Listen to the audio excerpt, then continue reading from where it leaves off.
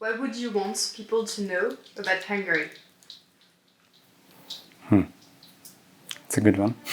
Being in the international spotlight in the last years, I think that it's very sad because I think that we are in the spotlight for not the right reasons. Nagyon sokan azt hiszik, hogy mi magyarok nem vagyunk elfogadóak, holott a újabb generáció, a Z generáció, alfa generáció már sokkal inkább az, és nem vagyunk egyáltalán olyan ridegek sokszor, mint amit gondolnak rólunk.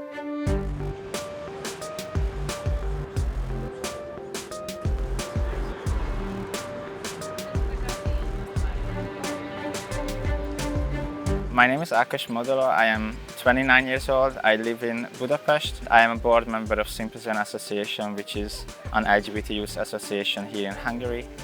My name is Eden Bakai. I'm 25 years old. I'm from Hungary, from a countryside. I'm in the media. I do a YouTube channel and I own a podcast on YouTube. Welkom in Hongarije en zijn hoofdstad Boedapest, ook wel de parel van de Donau genoemd. Deze stad ontstond 150 jaar geleden uit de fusie van de voormalige hoofdstad Buda en de stad Pest, zijn alter ego aan de andere kant van de rivier. Deze plek was ooit een van de belangrijkste kruispunten van Europa. Vandaag is Hongarije 20 jaar lid van de Europese Unie. Maar de banden tussen de Hongaarse regering en de EU zijn niet bepaald vriendschappelijk. Want al enkele jaren slaat de Hongaarse regering een nieuwe weg in. Een weg die lijkt uit te monden bij een autoritair regime. En daardoor heeft Hongarije een reputatie gekregen als lastpost van de EU. De laatste jaren neemt de kloof tussen Hongarije en de EU alsmaar toe.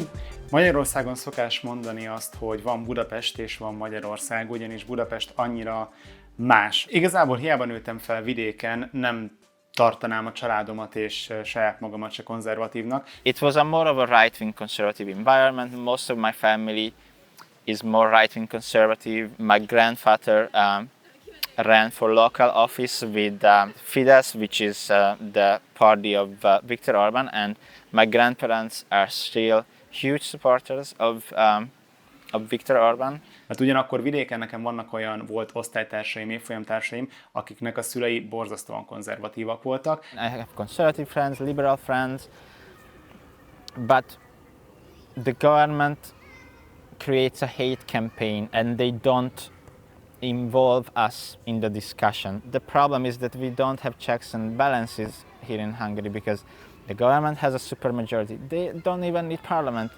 Például tegyük fel, amikor mondjuk van egy szavazás, legyen az akár a országos, legyen az csak mondjuk akár a polgármester, stb. Teljesen látszik az, hogy mondjuk kire szavaz, tehát hogy ilyen szempontból gondolkodásmódban is eltér Budapest vidéktől. De parlementsverkiezingen van 2022 maakten het voor Viktor Orbán, dat is de voorzitter van de conservatieve nationalistische partij Fidesz, mogelijk om zich voor de 4e keer kandidaat te stellen voor de positie van premier. Hij bekleedt dit mandaat al sinds 2010, maar ook tussen 1998 en 2002 was hij de eerste minister. Het heeft ervoor gezorgd dat jonge Hongaren hem kennen als het gezicht van hun land. Enkele van zijn agendapunten: beperking van immigratie, van mediavrijheid en van het juridische systeem. Orbán voert conservatieve hervormingen door die zich uitbreiden over de hele Hongaarse samenleving en bezorgdheid wekken in Brussel. Will you let it happen that a government that violates the values upon which this union was built without consequences? In juli 2021 startte de Europese Commissie een inbreukprocedure tegen Hongarije vanwege de anti-homo-wetgeving. Die verbiedt de zogenaamde promotie van homoseksualiteit onder minderjarigen. Daardoor werden sommige culturele verenigingen en programma's die een bewustzijn creëren rond LGBTQ-kwesties afgeschaft. There were some teachers who ended up on government media front page because allegedly they were doing sexual propaganda in schools because they talked about LGBTQ topics. And I would say that if you are more open about you being LGBT, then can be harder, like if you want to hold hands on the street or if you wanna apply to certain jobs, and a lot of the workplaces which are related to the Hungarian state are not LGBT friendly. I mean, I don't want to generalize, but There are a lot of LGBT people who have to hide themselves at their workplace. The transgender community is having the worst time here because the Hungarian government banned the legal recognition of gender, so basically they cannot legally change their gender here in Hungary. De Fidesz-partij is zich bewust van haar schaarse populariteit bij veel Hongaarse jongeren. Daarom proberen ze stemmen te winnen met aantrekkelijke fiscale maatregelen, zoals serieuze belastingsverlagingen. Sinds januari 2022 moeten jongeren onder de 25 geen belastingen meer betalen. In 2023 werd deze maatregel ook uitgebreid naar moeders onder de 30 jaar en naar alle gezinnen met meer dan 3 kinderen. A magyar kormány alapvetően nem csak ugye a fiataloknak, illetve ez is a fiataloknak, de nem csak a 25 éven aluliaknak próbál segíteni, hanem van egy úgynevezett családtámogatási projektünk, amit hát meg lehet vizsgálni több szemszögből. Én egyébként nem szeretnék feltétlenül gyereket, hát már egy gyerek után is van támogatás, de akár 3 gyerekkel tudod a legnagyobbat nyerni, szóval Magyarországon nagyon-nagyon családot kell alapítanod ahhoz, hogy a kormány segítsen. Hogyha elmúltál 25 és nem is akarsz családot, akkor lényegében teljesen magadra maradtál. Om dit traditionele parcours te promoten bij jongeren maakt Viktor Orbán handig gebruik van sociale media. Magyarország útja a Momentum szerint.